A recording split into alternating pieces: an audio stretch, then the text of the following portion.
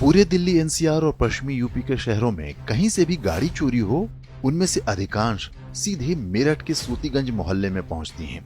यहाँ कबाड़ के ऐसे ऐसे कारीगर बैठे हैं जो कुछ ही घंटों में गाड़ी का पुर्जा पुर्जा अलग कर देते हैं। फिर उन्हीं पुर्जों को कबाड़ बनाकर मेरठ से लेकर दिल्ली के जामा मस्जिद मार्केट तक में बेचा जाता है।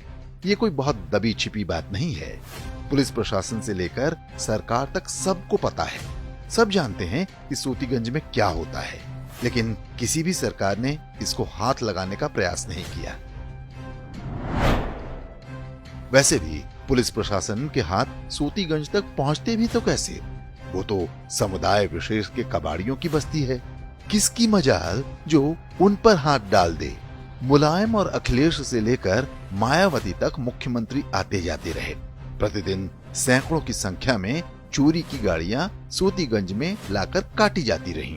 पुलिस जानती थी कि यहाँ लाई जा रही कारें चोरी की हैं, लेकिन वो उन्हें पकड़ने की जगह आंखें बंद कर लेती थी।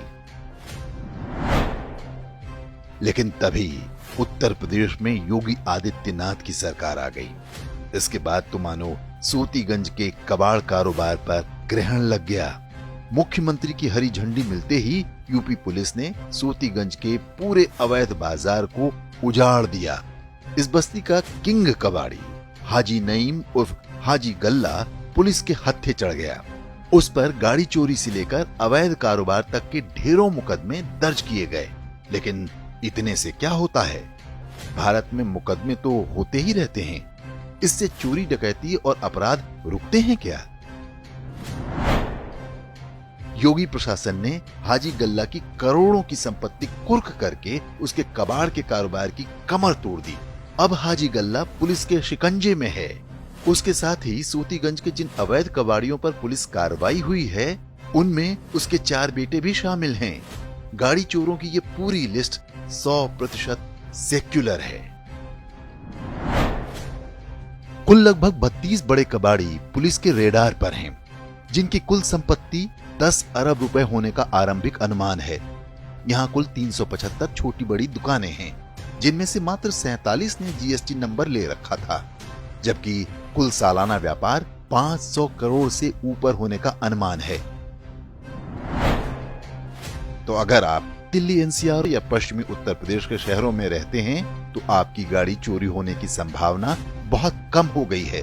कुछ वर्ष पहले तक पश्चिमी यूपी में राह चलते गाड़ी छीनने की घटनाएं सामान्य थीं। आज वो भी लगभग पूरी तरह से समाप्त हो चुका है। कबाड़ के इस कारोबार के सभी बड़े खिलाड़ी जेल में हैं।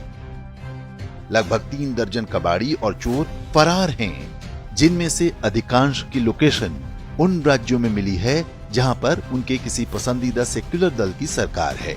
सूतीगंज के कबाड़ी प्रतीक्षा में हैं कि कब योगी सरकार जाएगी और बुआ बबुआ की वापसी होगी। लेकिन उत्तर प्रदेश की जनता भी अब उनके इरादों को बहुत अच्छी तरह समझ चुकी है।